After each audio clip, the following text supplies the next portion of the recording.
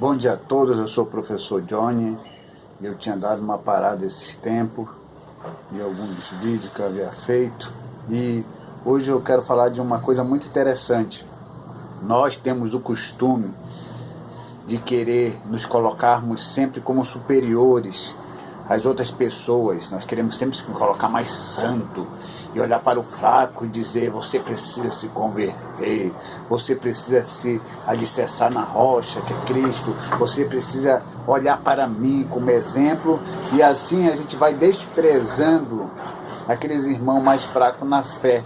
Isso aconteceu muito lá no Novo Testamento, quando aqueles fariseus faziam exatamente, e Jesus vinha fazendo ao contrário o que eles faziam, porque Jesus precisava cumprir a profecia que havia sido dita antes dele vir ao mundo. E o profeta Isaías traz aqui uma profecia referente a Cristo muito antes dele nascer, que está aqui em Isaías 42, versículo 3.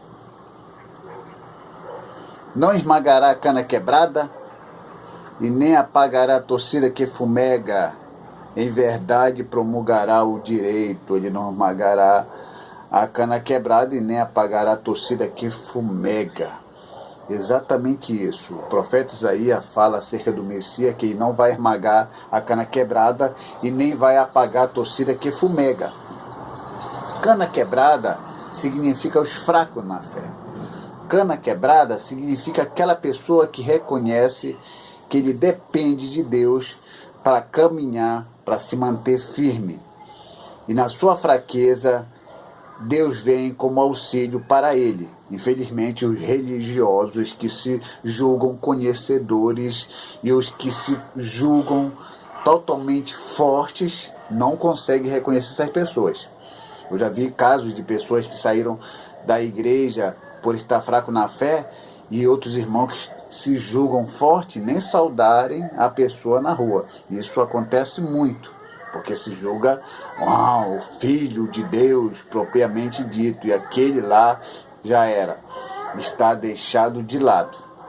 Só que o profeta Isaías é bem claro: ele não vai esmagar a cana quebrada e nem apagar a torcida que fumega.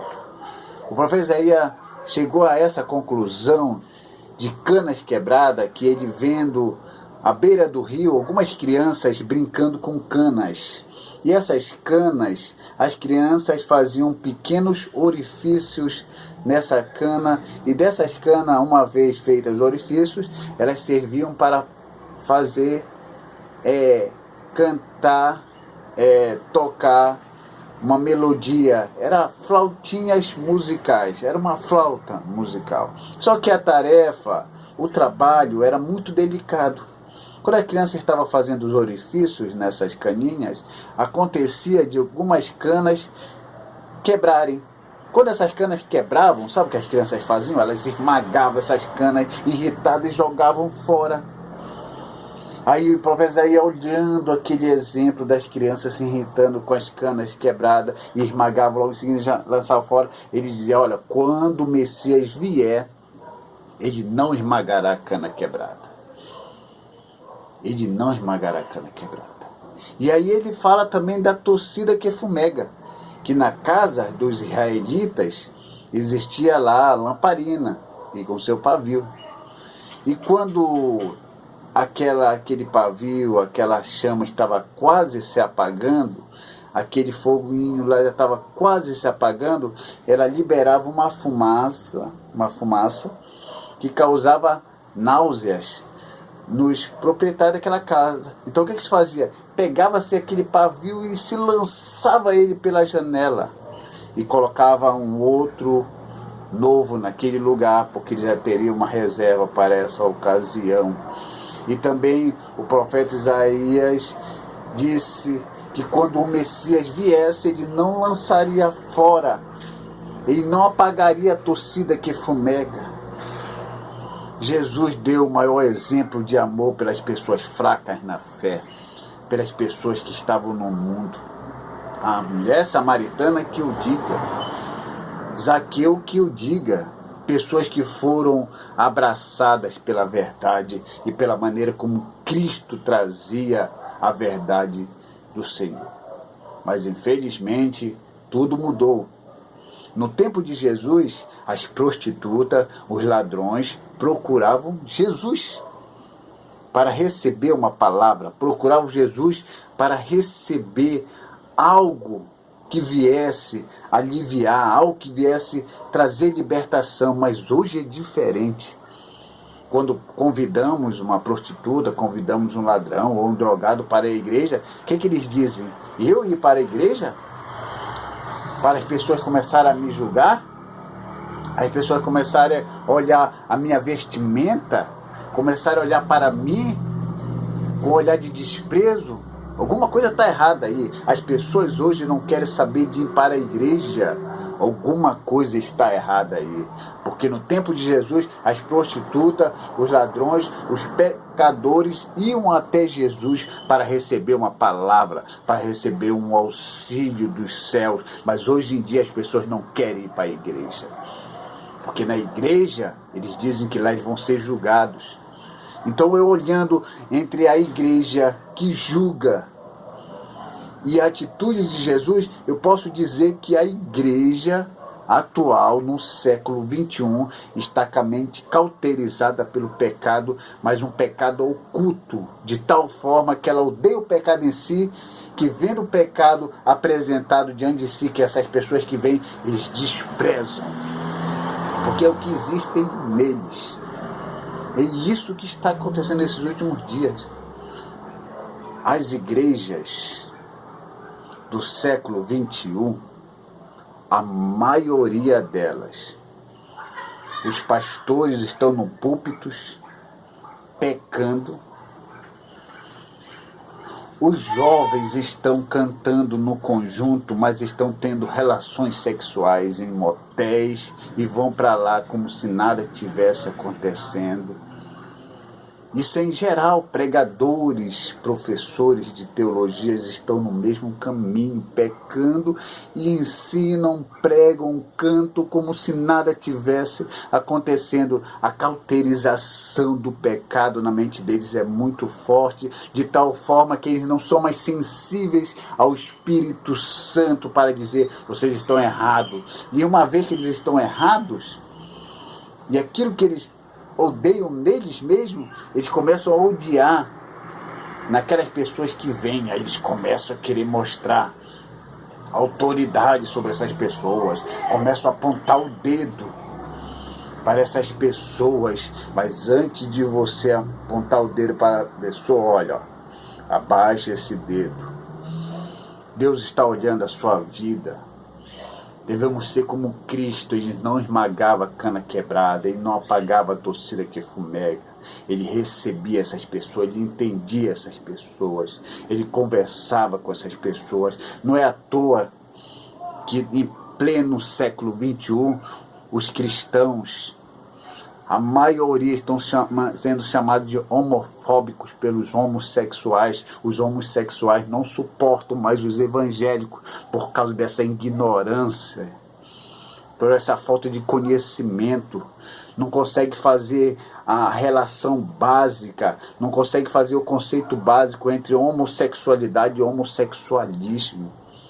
E aí começam a fazer essa discriminação doentia, e sem pensar e sem estudo, lançando fora o pavio que fumega, esmagando a cana quebrada. Mas uma coisa eu digo para você: Jesus irá cobrar tudo isso. E quando você partir dessa vida, porque você aí, pregador, itinerante, rico, você aí, pastor, presidente, rico e podre de rico, não pense que você é eterno, não. Um dia você vai morrer. Você está me ouvindo? Você vai morrer um dia. Você aí que tem um poder da elite religiosa na sua mão, um dia você vai morrer, sabia? E quando você morrer, você vai prestar conta com o Senhor. Você acha que você é eterno, é? Você está montando milhões e milhões na sua conta. Você está comprando mansões e mansões e os seus fiéis lá na sua igreja estão passando fome. Ah, você acha que vai ficar tudo por isso, né? Você acha que essas pessoas que estão sofrendo nas suas mãos vai ficar por isso, né? Essas canas quebradas aí que você desprezou vai ficar por isso. Deus vai prestar conta com você. E me escute bem, você não é eterno. Eu espero que na hora da sua morte você consiga se lembrar, e essa cauterização do pecado na sua mente faça você lembrar de pedir perdão ao Senhor antes de partir, porque se você partir nessas suas condições aí, olha, você vai ter um encontro desagradável com a realidade eterna. Aí você vai ver que na verdade, que tudo que você montou aqui de nada vai servir lá na eternidade, porque as condições mudam na eternidade e você precisa enxergar isso na sua vida. Está na hora de enxergarmos a verdade. Ou somos seguidores de Cristo, ou somos seguidores do Deus Mamon. Ou conseguimos olhar para esses irmãos que estão caídos na fé, ou olhamos para nós mesmos. Porque negar a cruz não é negar exatamente a minha esposa, o meu trabalho, o meu patrão. Minha esposa não é minha cruz. Eu até gostei de uma colocação do meu primo, pastor Tarcísio, que disse que a nossa cruz não é a nossa esposa, nossos filhos, a nossa cruz é negar a nós mesmos. Olha, ele está certo, eu concordo com ele. A minha cruz não é o meu desemprego. A minha cruz não é a minha esposa, a minha cruz não é meus filhos, a minha cruz não é minha mãe, não é o governo. A minha cruz eu tenho que negar a mim mesmo. A minha luta é contra mim mesmo. Sabe qual é o meu maior inimigo? Que tenta me conduzir para o inferno. O nome dele se chama, como disse um amigo meu, pastor João Carlos, Johnny Lima Matos Pinheiro. Nós lutamos contra nós mesmos. Se você se vencer a si mesmo, você vai chegar no fim. Você vai ser vitorioso se você negar a si mesmo. Se você, o seu eu, for derrotado por você mesmo, você vai conseguir entender o verdadeiro evangelho. Mas caso contrário, se você não se vencer a si mesmo, você vai se colocar com você acima de todos, e as canas quebradas e as torcidas que fumegam serão ignorados por você, porque você não consegue enxergar você mesmo. Você mesmo está no caminho errado, mas você não consegue enxergar isso, porque a sua santidade falsa faz com que você não enxergue isso. E eu peço a Deus, eu oro a Deus para que Ele venha nos iluminar cada vez mais e mais e fazer nós entender a nossa missão, entendermos que nós dependemos dEle para todas as coisas, e que Deus abençoe os amados em nome de Jesus. Amém, amados.